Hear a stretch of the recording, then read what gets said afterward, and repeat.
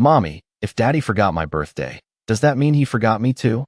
The question landed softer than a whisper and heavier than anything Emily Carter had carried in years. Across from her, Lily sat at table 7 in the corner of Millie's diner, her small hands folded beside a paper napkin covered in blue crayon stars. She wore the white dress Emily had washed twice and ironed until the cotton lay smooth, with a pale blue ribbon tied carefully around her ponytail because blue was, according to Lily, the color of wishes that had not given up yet. Outside, rain slid down the wide front windows in silver lines, blurring the parking lot, the red neon sign, and the empty space where Nathan Reed's car was supposed to appear.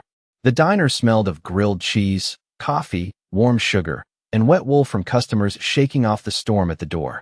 It should have felt cozy. It should have felt safe. But every time the bell above the entrance chimed, Lily's face lifted with such naked hope that Emily felt something inside her tighten, then quietly break again. The birthday cake sat between them, small and uneven, bought from the grocery store bakery with the last $20 Emily had set aside for the week. "Happy 8th birthday," Lily had been written in pink frosting, the letters leaning downhill as if even they were tired. 8 candles waited unlit in a neat row. One chair waited across from Lily, its red vinyl seat untouched. Nathan had promised. Not casually, not vaguely, but with that confident voice he used whenever he wanted to sound generous. "Tell her I'll be there by 6, he had said 3 days ago. "I'm her father, Emily. Stop acting like I'm some stranger." Now it was 7:42. Emily had called 3 times. No answer. She had texted twice. No reply. Then her phone buzzed beneath the table, and for one dangerous second, relief rushed through her so quickly it almost felt like joy. She turned the screen toward herself, shielding it from Lily's wide gray eyes. Nathan's message was only 11 words. "Can't make it. Don't make this dramatic. I'll make it up later." Emily stared at it until the words blurred. Later. Nathan lived his whole life in later. Later for the school play. Later for the dentist appointment. Later for the fever that kept Lily awake until 2 in the morning. Later for every small moment that meant everything to a child and nothing to a man who believed love could be postponed without consequence. Before Emily could lock the phone, another notification slid across the screen. A photo from Nathan's new wife's social media page. There he was, smiling under crystal lights at a downtown restaurant. One hand raised around a glass of sparkling water, his navy suit sharp, his expression relaxed, surrounded by people who probably thought he was charming. The caption read, "Celebrating what really matters." Emily turned the phone face down so fast her fingertips stung. Lily noticed anyway. Children always noticed the things adults tried hardest to hide. "Is he coming?" she asked. Emily opened her mouth, but the lie would not rise. She had used too many of them over the years, wrapping Nathan's absence in soft paper so it would not cut their daughter too deeply. Traffic. Work. A meeting. A mistake. "He loves you, sweetheart. He just got busy. Tonight." The words felt cruel. "I'm here," Emily said instead, reaching across the table.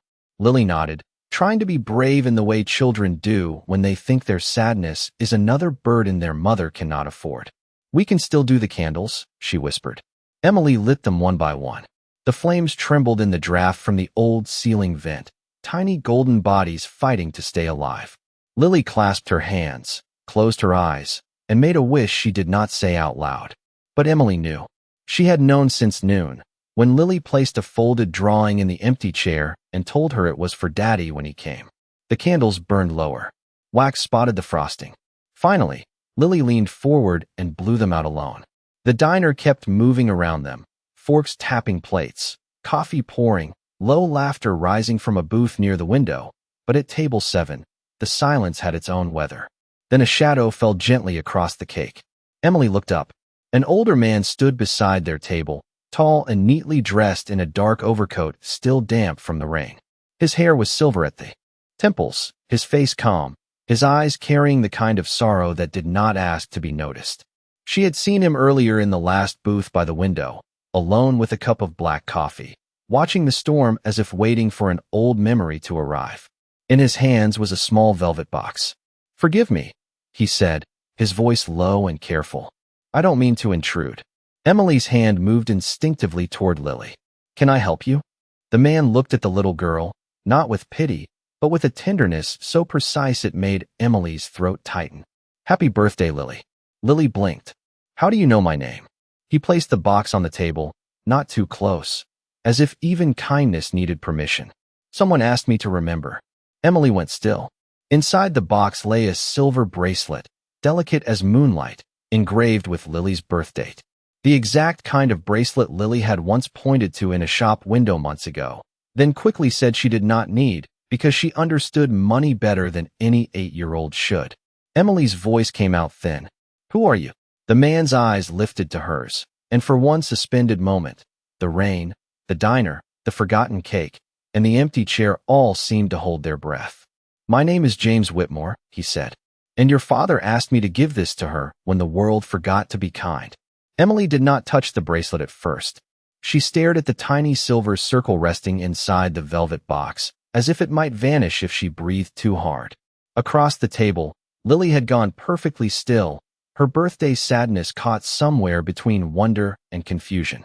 The diner around them continued in its soft American rhythm, plates sliding across the counter, rain tapping the windows, a waitress calling out an order of pancakes for table 3.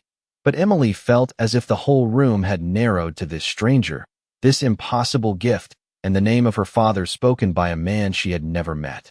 "My father has been gone for 11 years, she said carefully. James Whitmore nodded, and something in his expression softened without breaking. "I know." The answer should have frightened her.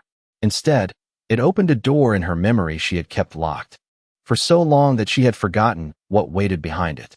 Her father, Thomas Carter, with motor oil beneath his fingernails and kindness in every line of his tired face.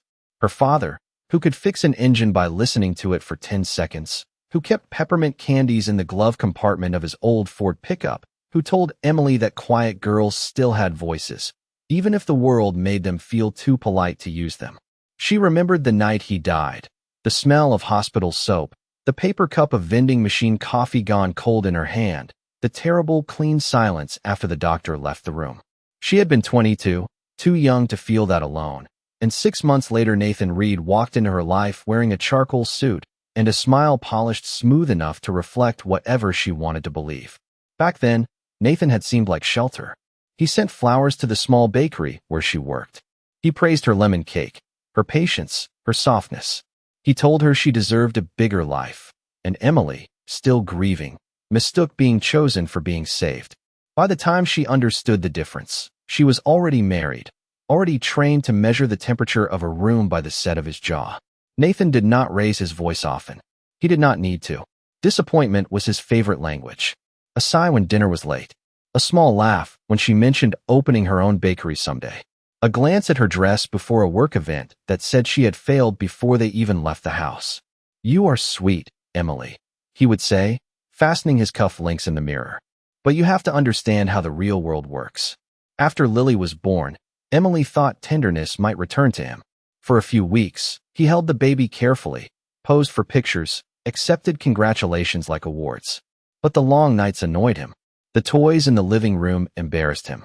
The doctor appointments interfered with his schedule. Fatherhood, to Nathan, was something to display in Christmas cards and avoid when it became inconvenient. James sat down only after Emily gave a small nod.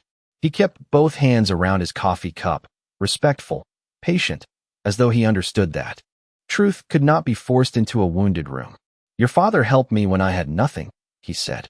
"I owned a repair shop in Burlington that was about to close. I was behind on rent, behind on payroll, too proud to ask anyone for help. Thomas found out anyway. He came by before sunrise with an envelope and a thermos of coffee. He said men should not have to lose everything before someone decides they are worth helping." Emily swallowed hard. Lily reached for her hand beneath the table. James looked toward the bracelet.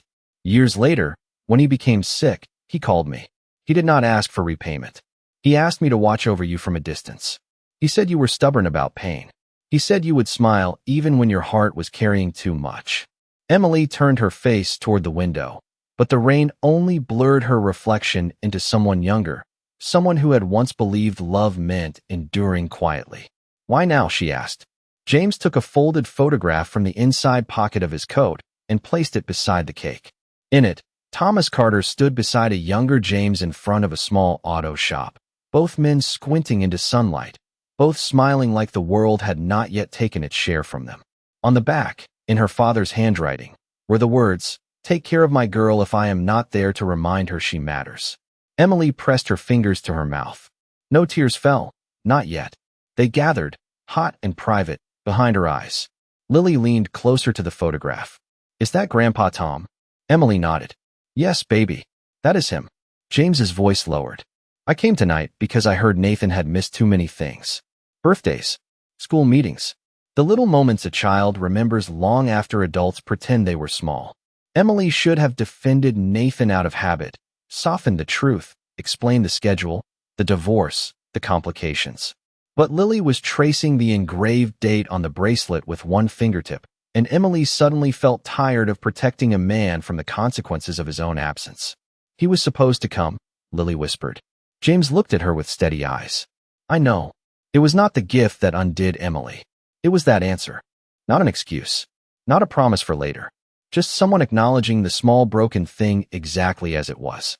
For the first time in years, Emily felt the weight she carried become visible to another human being. Not solved. Not erased. Simply seen. And somehow, in the corner of that rain-washed diner, beside a melting birthday cake and an empty chair Nathan had left behind, being seen felt like the first warm light after a very long winter. The next morning arrived pale and clean, with the storm washed out of the sky and the streets of Maple Ridge shining like glass under the early April sun. Emily woke before Lily, not because of an alarm, but because her mind had refused to sleep deeply after the diner. The bracelet rested on the kitchen table inside its velvet box, catching a thin blade of sunlight through the blinds.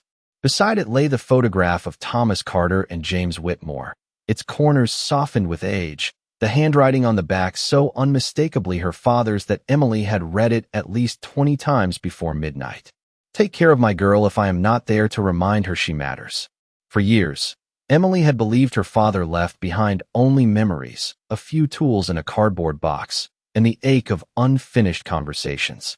Now it seemed he had left something else, not money, not rescue, but a thread tied quietly to the future, waiting until she was ready to find it. Lily padded into the kitchen in her socks, hair loose around her sleepy face, the silver bracelet already fastened around her wrist. "Is Mr. James really Grandpa Tom's friend?" she asked. Emily poured milk into a bowl of cereal and smiled with a tenderness that felt fragile and new. "Yes, sweetheart. I think he was a very good friend." Lily touched the engraving with her thumb. "Then maybe Grandpa Tom remembered me too." Emily had to turn toward the sink for a moment. There were kinds of crying a mother could not explain over breakfast. Later that afternoon, after school, Emily found an envelope tucked carefully into the mailbox beside the electric bill and a grocery flyer. There was no return address, only her name written in precise black ink.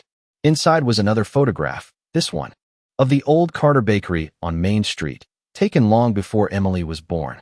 Her father stood in front of it, one hand on the shoulder of Emily's mother, both of them smiling beneath a striped green awning.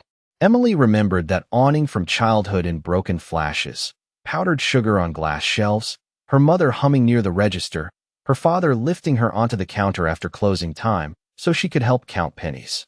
The bakery had been sold after her mother's illness, then remodeled into an insurance office, its warm windows replaced by tinted glass. Beneath the photo was a note from James. "Your father believed this place belonged to your family's story. He asked me to preserve what I could. I would like to show you something when you are ready." Emily stood on the small front porch for a long time, the envelope pressed to her chest, the neighborhood moving around her in ordinary colors, a dog barking 2 houses down, a school bus sighing at the corner, the smell of someone cutting grass for the first time that spring. Ordinary life had always been where she hid. It was easier to worry about laundry, rent, lunch boxes, and late fees than to ask what had happened to the woman who once wanted more. Nathan had not destroyed that woman all at once. He had worn her down gently enough that she had mistaken disappearance for compromise. A dream postponed for his promotion. A friend she stopped calling because he found her too dramatic. A bakery plan tucked into a drawer because he called it charming in the way people praised children for pretending. By the time he left, Emily had been so accustomed to shrinking that survival felt like ambition. That evening, Nathan finally called. His name lit up her phone while Lily sat at the coffee table coloring a picture of 3 people under a blue sky. For a moment, Emily considered not answering, but old habits had long roots. "Hello, Nathan." His voice came through smooth and impatient. "I heard Lily had quite a birthday." Emily looked toward her daughter, who was carefully shading the bracelet on her drawing with a silver pencil. "She did." "So who was the old man?" he asked. "Not how is she? Not did she like the cake?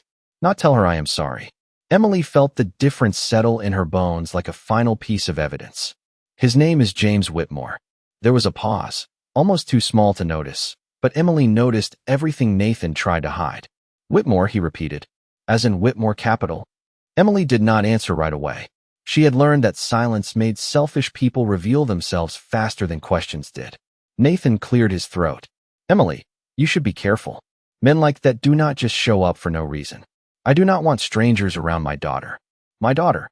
The words arrived polished and late, like flowers delivered after the funeral. Emily closed her eyes, and for the first time, Nathan's disapproval did not make her smaller. It only sounded far away. "Then you should have been there before he had to be," she said. The line went quiet. In the living room, Lily looked up and smiled, not knowing that something invisible had shifted inside her mother. Something old and frightened finally standing upright. Emily ended the call without waiting for Nathan to recover. Outside, dusk gathered softly over Maple Ridge, turning the windows gold. On the coffee table, Lily's drawing showed Emily holding one hand, James standing a respectful step away, and an empty space where a 4th person might have been. Emily did not ask about it. Some absences did not need explaining. They only needed to stop being excused. The following Saturday, Emily met James Whitmore in front of the old Carter Bakery just after 10 in the morning, with Lily's small hand tucked inside hers and a spring wind moving softly through the maple trees along Main Street. The building did not look like a memory anymore. The striped green awning was gone. The windows were darkly tinted, and a neat sign on the door announced the insurance office had relocated to a shopping plaza 3 miles away. Still, Emily stopped on the sidewalk as if the past had placed a hand against her chest. Beneath the newer paint, she could almost see the bakery as it had been when she was little, warm lights spilling onto the pavement before sunrise, trays of cinnamon rolls cooling behind glass, her mother's laugh. Drifting from the kitchen, her father carrying flour on his sleeves like the dust of honest work. Lily looked up at her. Was this Grandpa Tom's place? Emily nodded, but her throat had tightened around the answer. James stood near the door in a charcoal overcoat, holding a brass key that looked too old for the modern lock. "Your father never stopped loving this building," he said. "Even after it was sold, he talked about it like it was sleeping, not gone." Emily glanced at him, unsure whether to smile or cry. "That sounds like him." James unlocked the door and pushed it open. The air inside was stale and cool, carrying the flat smell of empty offices, dust, and old carpet glue. Yet as Emily stepped across the threshold, something underneath it all seemed to rise, faint but unmistakable, like vanilla remembered by the walls.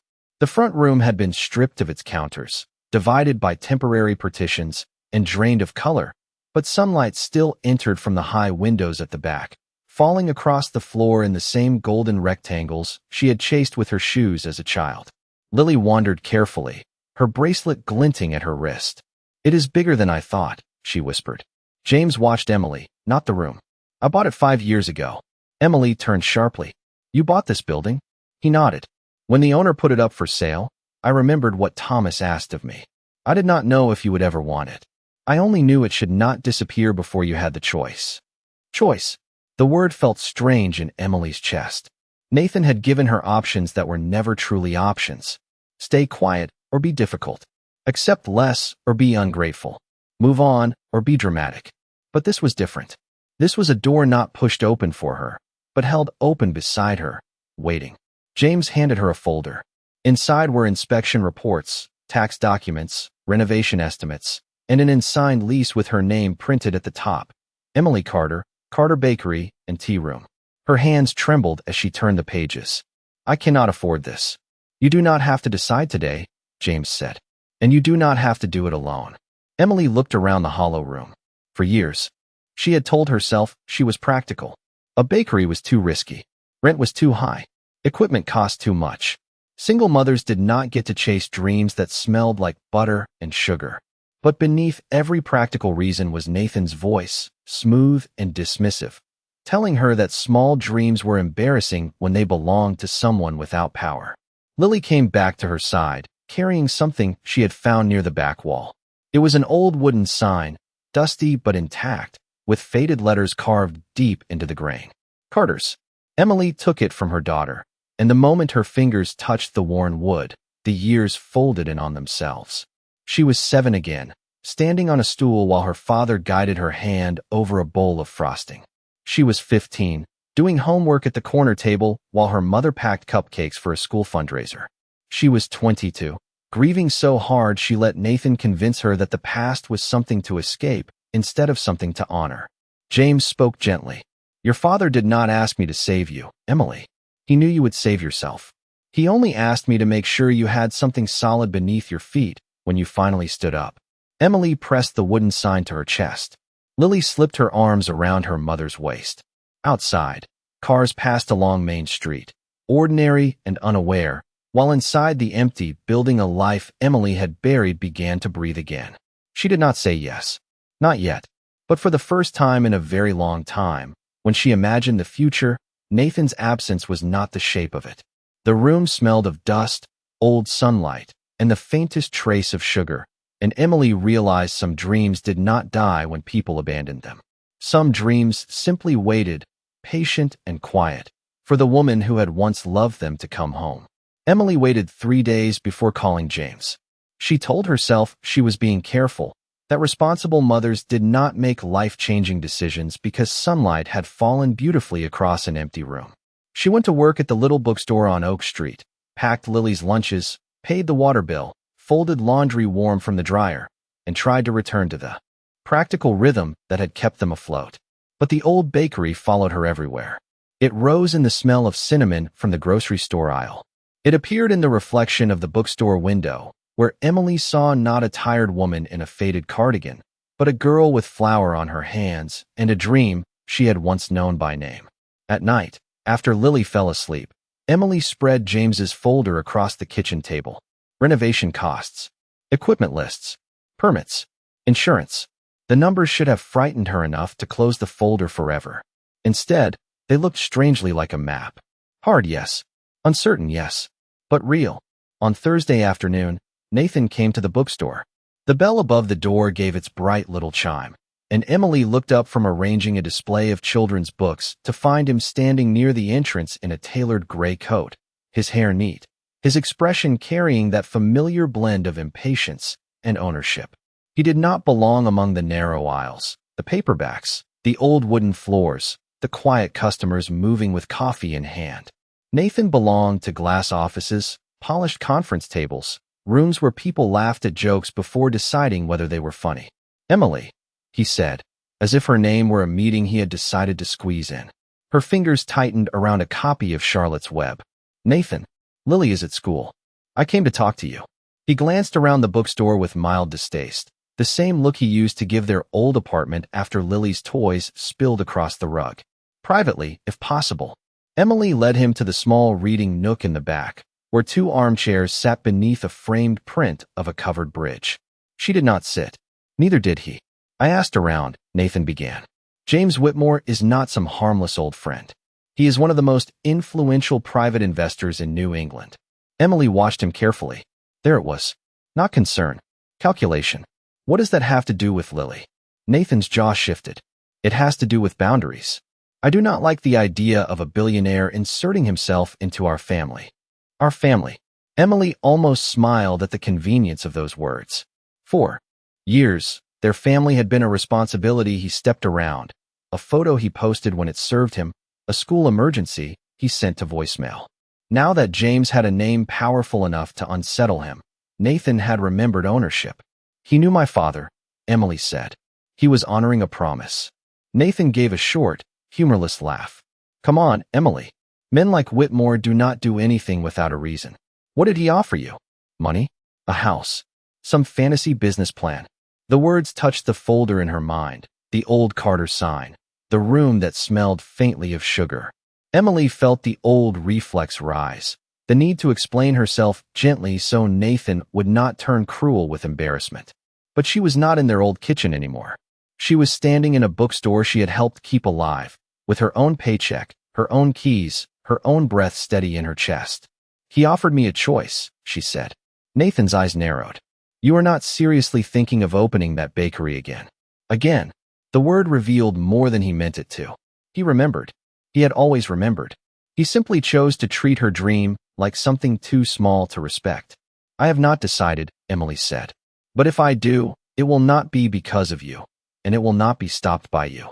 For a moment, Nathan looked genuinely startled, as if a chair had spoken.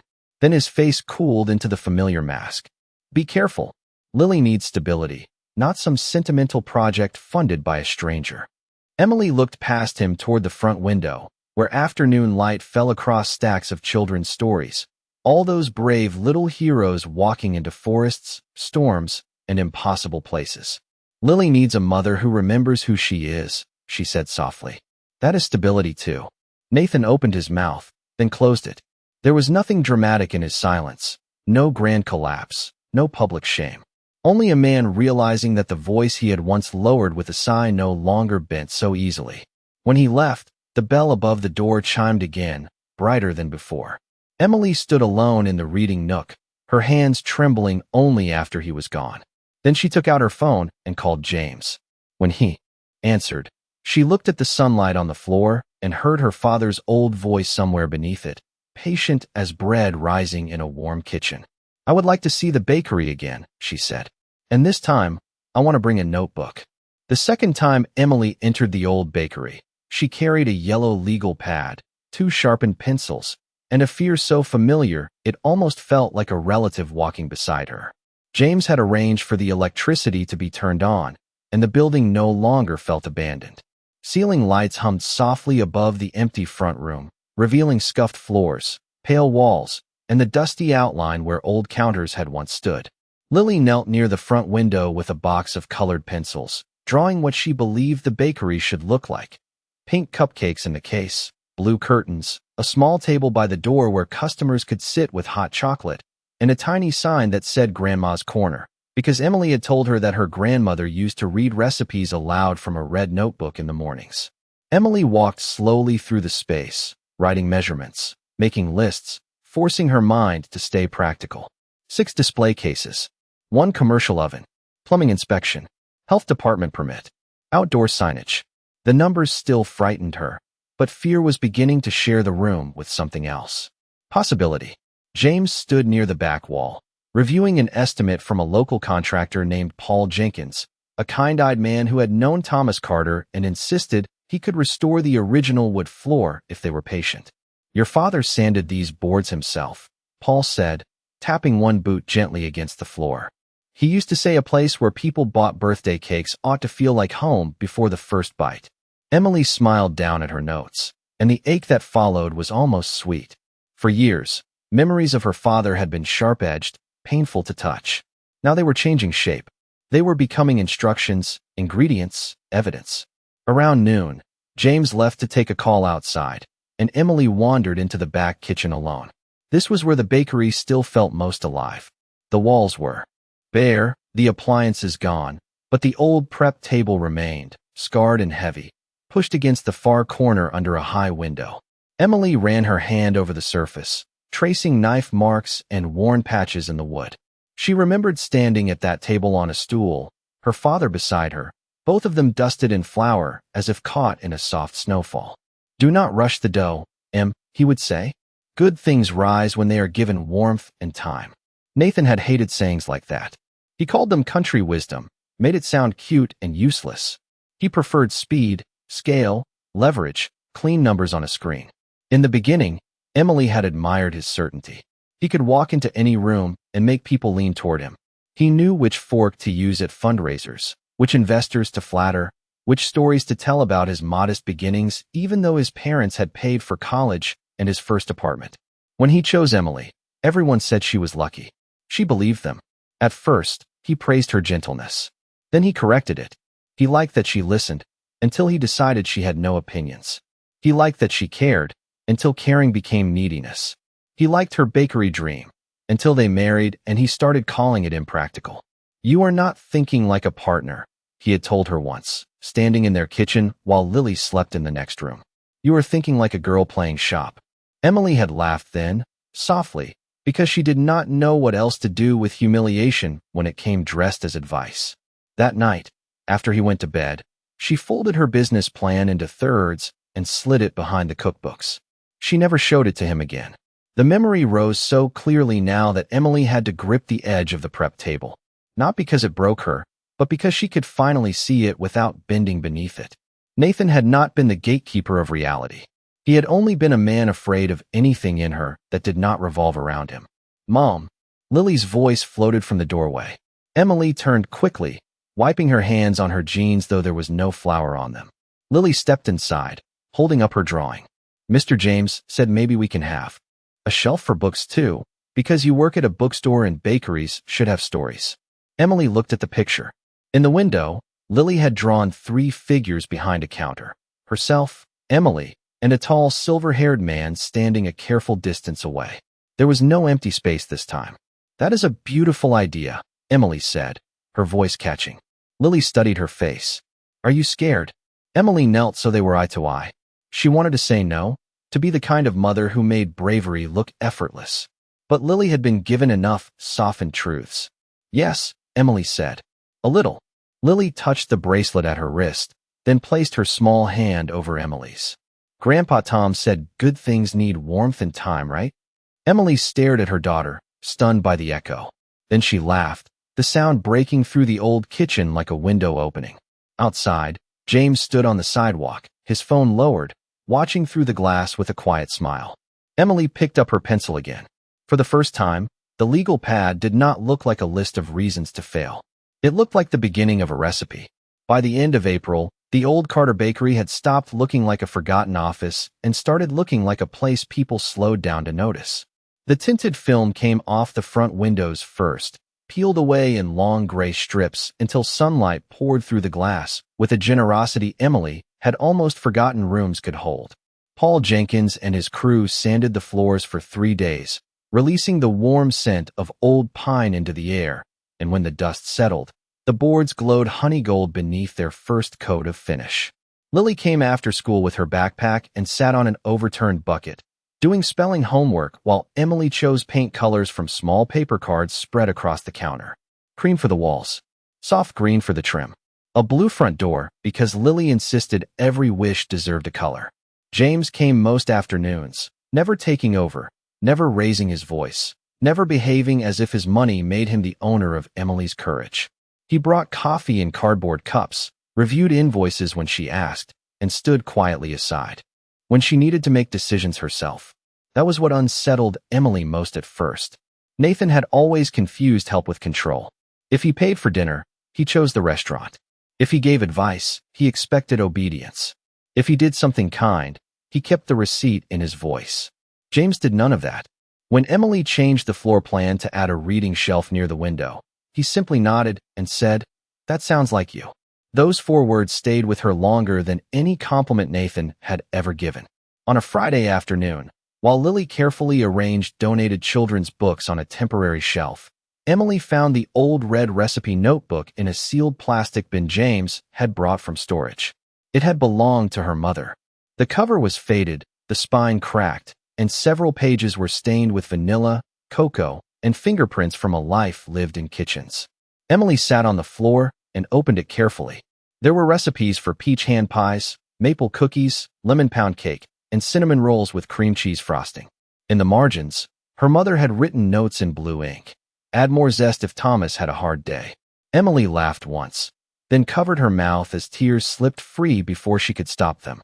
Lily crawled beside her. "Is it sad?" she asked. Emily looked at the notebook, at the sunlight on the refinished floor, at the shelves waiting to be filled, and shook her head. "No, baby. It is not sad. It is just full." That evening, they baked the first test batch of cinnamon rolls in the small oven of their rental house. Flour dusted the kitchen table. Butter softened in a chipped bowl. Lily took her job as official sugar sprinkler with solemn importance, while Emily followed her mother's handwriting like a map drawn home. The house filled slowly with warmth, cinnamon, and something deeper than sweetness. It filled with proof. Proof that not everything Nathan dismissed had been foolish. Proof that a dream could survive in a drawer, in a notebook, in the hands of a daughter old enough now to help knead the dough. When the rolls came out uneven but golden, Lily insisted they save one for James and one for Grandpa Tom, even though Emily gently explained that Grandpa Tom could not eat cinnamon rolls anymore. Lily thought about that, then placed one on a small plate by the framed photograph on the kitchen counter. "He can smell it from heaven," she said. Emily did not correct her. Outside, the sky turned lavender over Maple Ridge, and for once, no part of the evening belonged to waiting for Nathan. No phone on the table. No empty chair with a promise sitting in it. Just a mother, a daughter, a warm kitchen, and a recipe that had crossed years to find them. Later, after Lily fell asleep with flowers still caught in one eyebrow, Emily sat alone at the table and tasted the last cinnamon roll. It was too sweet, slightly overbaked on one side, and not ready for customers. But as she closed her eyes, she could hear her father's voice, her mother's laugh, and Lily humming from the living room earlier that afternoon. For the first time in years, Emily was not rebuilding from what Nathan had broken. She was building from what had loved her first. The week before the bakery inspection, Maple Ridge seemed to learn Emily's name all over again.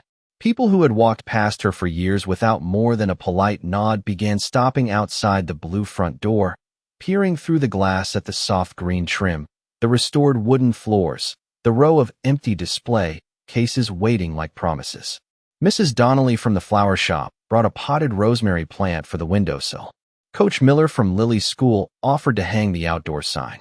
A retired teacher named Helen Brooks came by with a stack of children's books and said the reading shelf needed stories that smelled a little like classrooms and summer rain. Emily accepted each kindness with careful gratitude, still learning how to receive without preparing for the cost.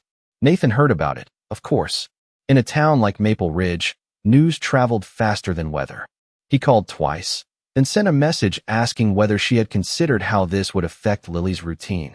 Emily read it while standing in the bakery kitchen beside a new stainless steel work table, the protective film still clinging to its edges. For once, she did not answer immediately.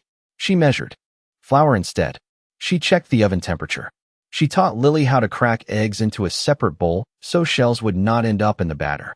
The phone went silent on the counter, and Emily discovered that some questions did not require a response simply because they were dressed as concern. On Wednesday afternoon, James arrived with a narrow wooden crate tucked beneath one arm. His silver hair was damp from a light rain, and his overcoat carried the clean scent of the outdoors. "I found something in storage," he said. "It belongs here more than it belongs in a box." Inside the crate was the old brass bell that had once hung above the bakery door. Emily lifted it with both hands. It was heavier than she remembered, tarnished at the edges, with a clear, bright note when Lily tapped it gently with one finger. The sound moved through the unfinished room and struck something deep in Emily's chest. Suddenly, she was 5 years old again, racing to the front whenever the bell rang, hoping it was her father returning from deliveries with powdered sugar on his shirt and a peppermint candy in his pocket. "Can we put it up today?" Lily asked. Paul Jenkins, who was adjusting a shelf near the counter, smiled and reached for his toolbox. 20 minutes later, the bell hung over the blue door again. When Emily opened it to test the sound, the clear chime filled the bakery, simple and brave, as if the building itself had finally remembered its voice. James watched from near the counter. "Your father loved that bell," he said. "He said every person who walked in deserved to be welcomed like they were expected." Emily looked out at Main Street, at the wet sidewalk shining under the afternoon light. Expected. She thought of Lily at the diner, staring at the door for someone who never came. She thought of all the years she had lived like an apology in rooms Nathan controlled. Then she looked at the bakery, at the empty cases and warm floors and the small reading corner where Lily had placed a sign that read, "Pick a book, stay a while." This was what she wanted. Not revenge, not applause. A place where waiting did not have to hurt. That evening, as Emily locked up, Nathan's car pulled to the curb. He stepped out in a dark suit, his expression calm in the practiced way that meant he had rehearsed the conversation. For a moment, neither of them spoke. The The bell behind the door settled into silence. Nathan looked through the window at the almost finished bakery, and something sharp crossed his face before he hit it. "You actually did it," he said. Emily slipped the key into her coat pocket. "Not yet, but I am close." He gave a small laugh, not amused, not kind. "And Whitmore is paying for all this." Emily met his eyes. The old Emily would have explained the lease terms, the loan structure, the hours of planning, the nights of fear, the recipes tested until midnight. This Emily understood that men like Nathan did not ask questions to learn. They asked to reduce. "James helped open a door," she said. "I decided to walk through it." Nathan glanced at the blue door, the brass bell, the fresh sign waiting to be mounted. "You know people will talk." Emily thought of Mrs. Donnelly's rosemary, Helen's books, Paul's careful hands restoring her father's floor. "Let them," she said. "For once, they will be talking about something I built." His face tightened, but before he could answer, Lily came running from the bookstore next door, where she had been waiting with Emily's friend Marcy. She stopped when she saw Nathan. The pause was small, but Emily felt it like a hand closing around her heart. Nathan smiled too quickly. "Hey, kiddo." Lily looked at him, then at the bakery window where the new bell caught the last light. "Hi, Dad," she said politely. Not coldly, not cruelly, just politely. And somehow that hurt him more than anger would have. Emily placed a hand on Lily's shoulder. Together, they turned toward home, leaving Nathan on the sidewalk beneath the quiet sign, looking at a door that would no longer open just because he had arrived. The inspection passed on a Thursday morning with sunlight spilling through the front windows and Lily sitting at the reading shelf, holding her breath as if the health inspector were grading her instead of the bakery. Emily stood near the counter in a cream sweater and jeans, her hair pulled back, her hands folded so tightly that her knuckles had gone pale.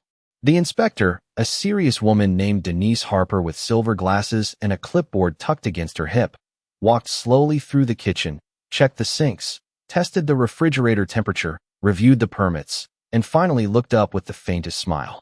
"You are cleared to open, Miss Carter." For 1 second, Emily did not move. The words had to cross too much history to reach her.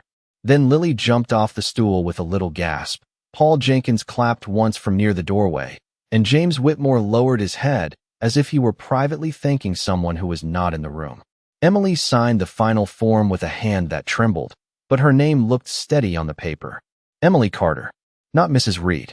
Not Nathan's ex-wife. Not the woman people used to speak about in softened voices. Just Emily Carter, standing in the bakery her family had lost and found again. By afternoon, the outdoor sign was mounted above the blue door.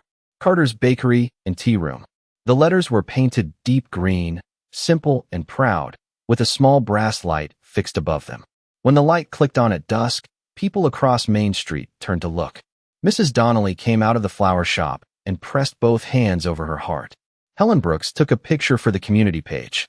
Lily stood beneath the sign wearing her backpack and the silver bracelet, grinning so hard Emily thought the child might burst from happiness. "It looks real," Lily whispered. Emily wrapped an arm around her shoulders. "It is real."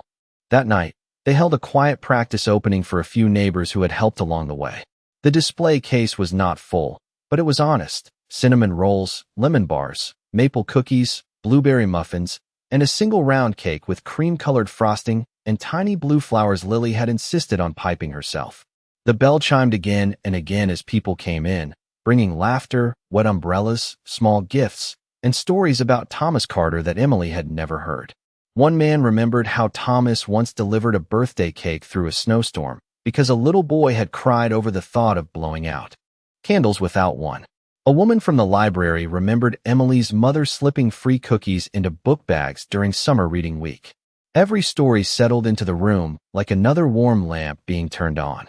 James stayed near the back, his presence quiet, almost protective, but never possessive. When Emily carried him a cup of coffee and a cinnamon roll, he accepted it with both hands. "Your father would have stood right there," he said, nodding toward the counter, pretending not to cry. Emily laughed softly. "He was terrible at pretending." "So are you," James said, kindly. Emily turned away just as her eyes filled. Across the room, Lily was showing Helen the reading corner, explaining that every child could sit there even if their parents only bought coffee. Emily watched her daughter move through the bakery with the ease of someone who felt welcome in her own life.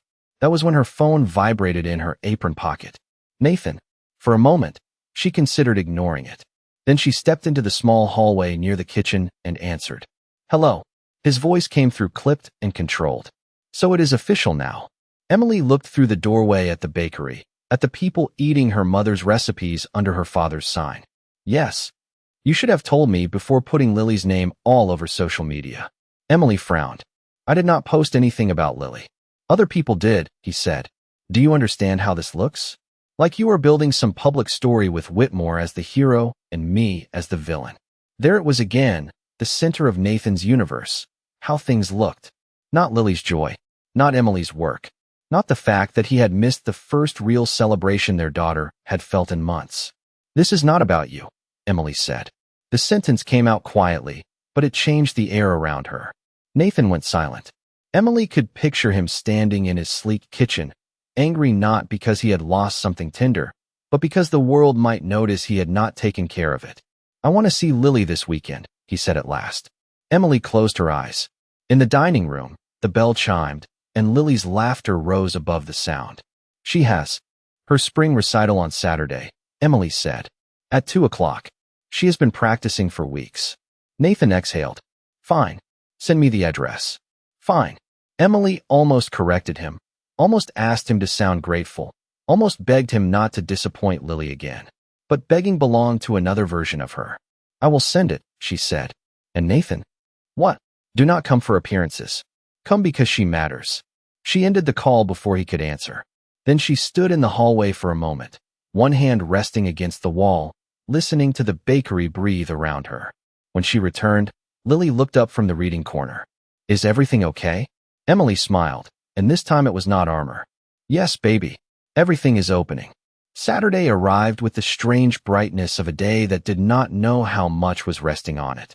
Emily woke before sunrise and found Lily already sitting on the edge of her bed in her pajamas, the silver bracelet loose around her wrist, her sheet music spread across her lap like a map to someplace brave. The recital was not until 2 o'clock, but Lily's eyes were wide open, serious and shining. What if I forget the middle part? She whispered. Emily sat beside her and smoothed the soft tangle of hair away from her cheek. Then you take a breath and keep going. Lily looked down at the notes. Like you did with the bakery? The question was so simple that Emily felt it settle beneath her ribs. Yes, she said. Exactly like that. By noon, the house smelled of toast, hairspray, and the faint vanilla lotion Emily rubbed into Lily's hands because she said it made her fingers feel calm. Lily wore a pale blue dress with tiny pearl buttons and white flats that clicked softly on the kitchen floor when she paced. Emily packed the sheet music twice, then checked her phone. No message from Nathan. No apology. No confirmation. Just the address she had sent him the night before, marked as read. She refused to let dread enter the room wearing his name. Ready? She asked. Lily nodded, but her gaze flicked to the driveway through the front window. Emily pretended not to see. The Maple Ridge Elementary Auditorium was already filling when they arrived. Parents moved through the aisles with bouquets wrapped in grocery store plastic, grandparents saved seats with folded coats, and little performers crossed the stage in nervous clusters, their dress shoes squeaking against polished wood. The air smelled of floor wax, carnations, and the faint dust of velvet curtains. Emily found 2 seats in the third row, one for herself and one beside her that she did not name. James arrived 10 minutes later carrying a small bouquet of white daisies tied with blue ribbon, modest and careful, the kind of flowers that did not try to compete with the child receiving them. For after, he said, handing them to Emily rather than Lily, as if even celebration should wait its turn. Lily saw him and waved from the side of the stage. Her smile opened fully, unguarded. Emily felt grateful and sad at the same time, because her daughter's heart still knew how to welcome someone who showed up. At 1:58, Nathan entered through the rear doors. Emily felt him before she turned, the old shift in the air, the practiced confidence moving down the aisle. He wore a dark suit too formal for an elementary school recital and carried an expensive bouquet of red roses that looked more suited to a lobby display than a little girl's piano performance. Beside him walked his new wife, Claire, blonde and polished in a cream coat, her smile polite but uncertain. Several parents glanced over. Nathan noticed. Of course he noticed. He gave a small nod to someone he recognized from the bank board, then slid into the empty seat beside Emily as if it had been reserved by right. Made it, he murmured. Emily looked straight ahead. She goes on third. Nathan leaned back. Good. We have dinner reservations at 5. Emily turned then, slowly. This is not something to fit in before dinner. His jaw tightened, but the lights dimmed before he could answer. The principal welcomed everyone, a microphone squealing once before settling. The first child played a short song with one hand. The audience clapped warmly. The second child forgot a note, paused, then finished to louder applause than the song itself. Emily felt Lily's fear from across the room. Then her daughter stepped onto the stage. Small, pale blue, brave. She sat at the piano bench, adjusted her sheet music, and searched the audience. Her eyes found Emily first, then James, then Nathan. For one bright second, hope moved across her face. Nathan lifted the roses slightly, smiling like a man posing for a photograph. Lily looked down at the keys. The room grew still. She began softly, the first notes delicate and trembling. Emily knew the piece by heart from weeks of practice, every stumble, every restart, every frustrated sigh at the kitchen table. The middle part came, the part Lily feared most. Her fingers hesitated. Emily stopped breathing. From the third row, James did not move, but his attention held steady as a hand beneath a falling thing. Lily took one small breath. Then she kept going. The melody steadied, lifted, and filled the auditorium with a sweetness that made Emily's eyes burn. This was not perfection. It was courage learning its own sound. When the final note faded, the room erupted into applause. Emily stood first. James rose beside her. A few rows back, other parents stood too. Nathan remained seated half a second too long, as if surprised by the force of something he had not helped create. Then he stood, clapping loudly, too loudly, trying to enter the moment after it had already chosen its witnesses. Lily bowed, but when she looked into the audience again, her smile went first to Emily, then to James. Nathan saw it. Emily saw him see it. And in the softened light of that small school auditorium, surrounded by applause he could not own, Nathan Reed began to understand that showing up late was not the same as being there. After the recital, the hallway outside the auditorium filled with the gentle chaos of proud families. Children ran toward open arms, grandparents balanced paper programs and flower bouquets, and parents bent down to take photographs against the bulletin board decorated with construction paper music notes. Lily came through the side door clutching her sheet music to her chest, her face flushed with relief. Emily knelt just in time to catch her daughter in a tight hug. Lily smelled like vanilla lotion, stage dust, and the strawberry shampoo Emily had used that morning. You did it, Emily whispered. Lily pulled back, breathless. I almost stopped. But you did not. James stepped forward and offered the daisies with both hands. That middle part was my favorite, he said. Lily's eyes widened. Really? Really? It sounded like someone deciding not to be afraid. The words landed softly, but Emily felt them move through her like a bell. Nathan arrived a moment later with the red roses angled in front of him, Claire walking half a step behind. Great job, kiddo, he said, bright and public. Really impressive. Lily accepted the roses because she was polite, not because she knew what to do with them. They were too large for her arms, the stems wrapped in glossy paper, the scent heavy and sweet. Thank you, she said. Nathan looked around, aware of the parents nearby, then placed a hand lightly on Lily's shoulder. How about we all grab an early dinner to celebrate? I made reservations. Emily saw Lily glance at her, uncertain. Before Emily could answer, Nathan added, There is a new place downtown. Very nice. You will love it. Lily looked down at her white flats. I thought maybe we could go to Mom's bakery. The simplicity of it embarrassed him. Emily watched it happen in real time, the brief tightening around his mouth, the flicker of annoyance at a plan he had not chosen. The bakery is not open yet, he said. We can do that another time. Another time. Lily's fingers tightened around the daisies James had given her, the smaller bouquet now pressed against the loud red roses. Emily rose slowly. The bakery is open enough for us. Nathan's smile thinned. Emily, do not make this difficult. I am trying here. James, who had remained quiet, turned his gaze toward Nathan. He did not interrupt. He only looked at him with the calm attention of a man who had spent a lifetime reading character in boardrooms where people mistook confidence for truth. Nathan noticed him and straightened. "And you must be James Whitmore." James inclined his head. "Nathan Reed." "I know who you are," Nathan said, a little too quickly. "Everyone does." Claire looked uncomfortable, her gloved hands clasped around her purse.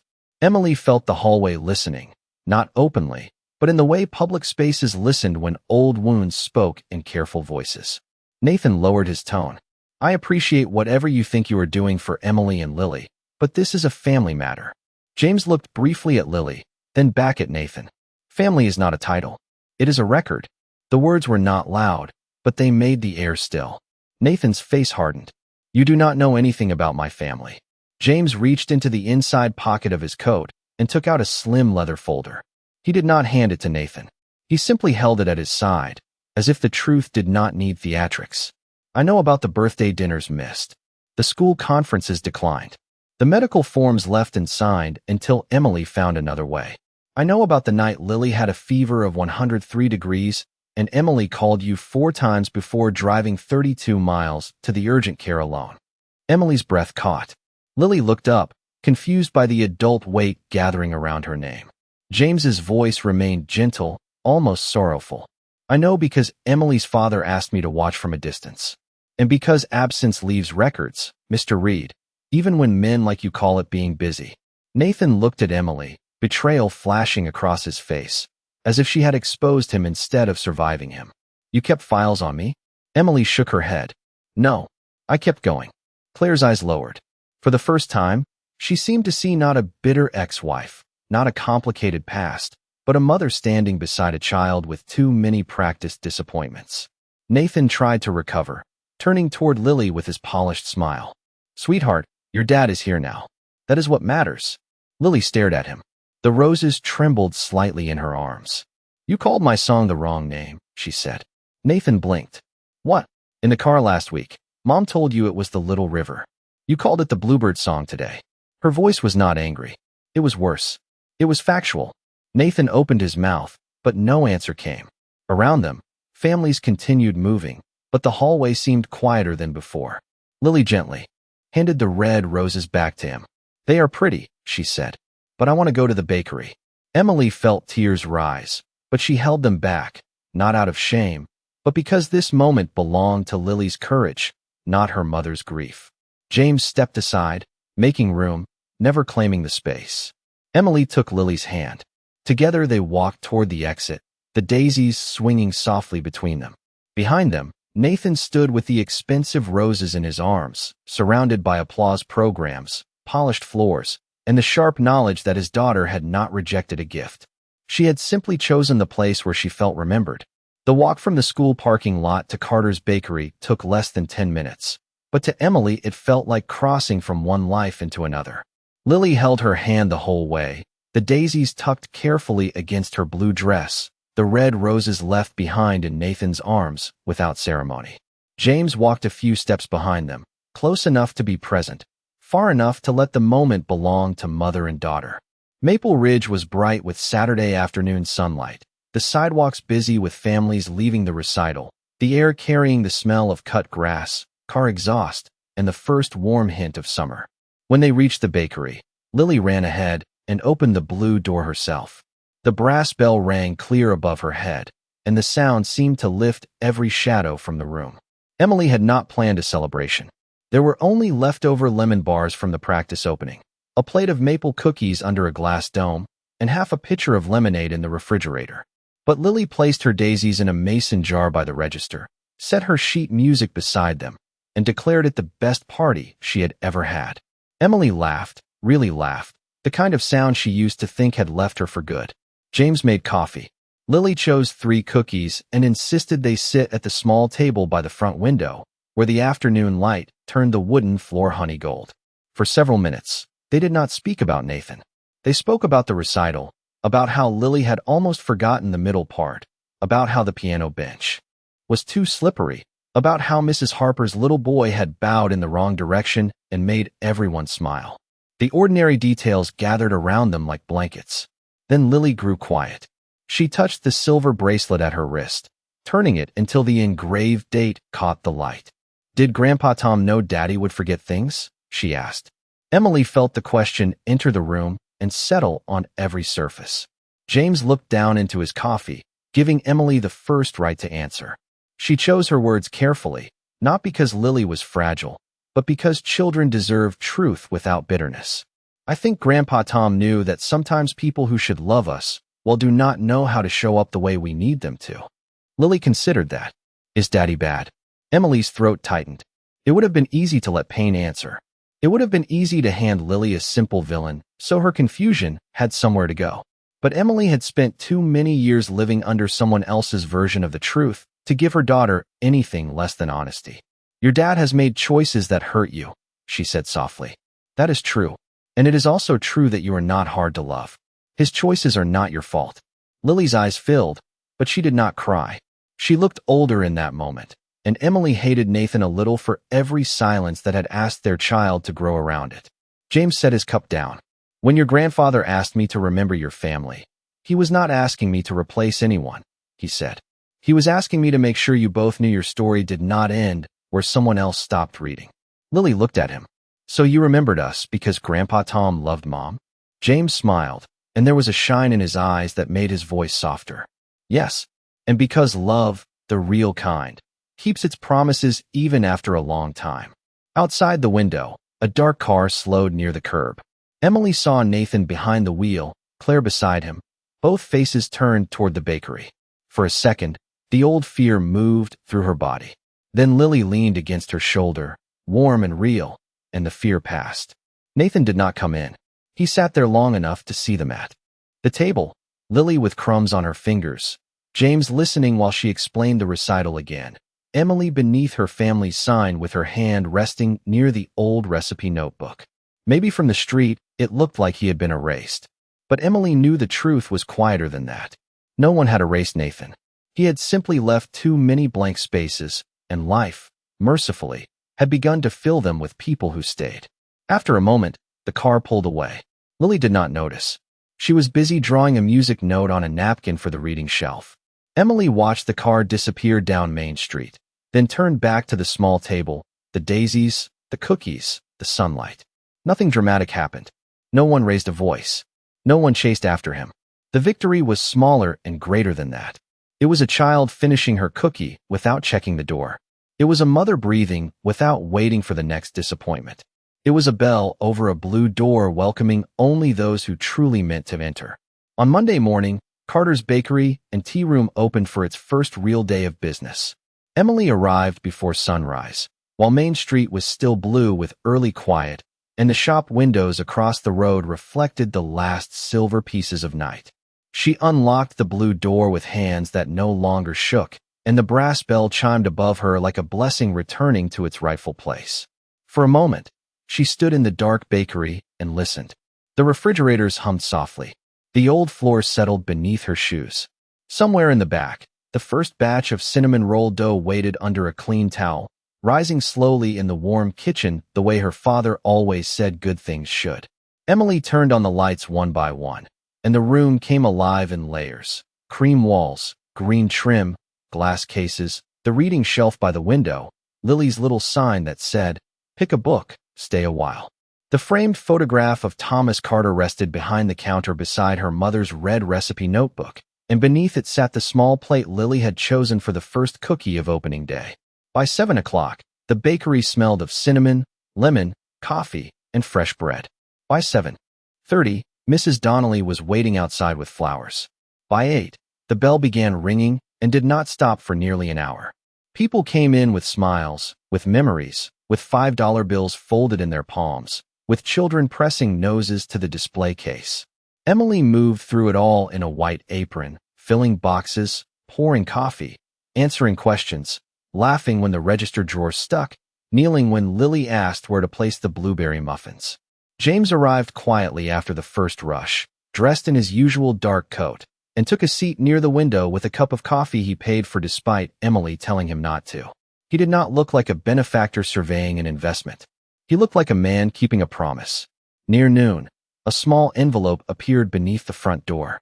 Emily found it when she went to sweep a dusting of flour from the entrance mat. Her name was written on the outside in Nathan's handwriting. She opened it behind the counter, away from Lily, expecting defensiveness, explanation, perhaps another polished attempt to turn regret into inconvenience. But the note was brief. I do not know how to fix what I missed. I am beginning to understand that missing it mattered. Tell Lily I am sorry, if she wants to hear it. Emily read the words twice. They did not heal everything. They did not return birthdays, fevers, school nights, or the years Lily had spent watching Doors. But they were the first words Nathan had written that did not ask Emily to make his absence easier for him. She folded the note and placed it in the drawer, not as a treasure, not as a wound, but as something unfinished that no longer ruled the room. That afternoon, Lily carried a tray of cookies to the reading corner, her silver bracelet flashing under the warm lights. A little boy from her class asked why the bell over the door was so loud, and Lily answered with the seriousness of a child who had inherited more than she knew. Because everyone who comes in should know they are welcome. Emily heard her from behind the counter and had to look down at the pastry box in her hands until the blur in her eyes cleared. James stepped beside her, placing his empty coffee cup on the counter. Thomas would have liked this day, he said. Emily looked around the bakery.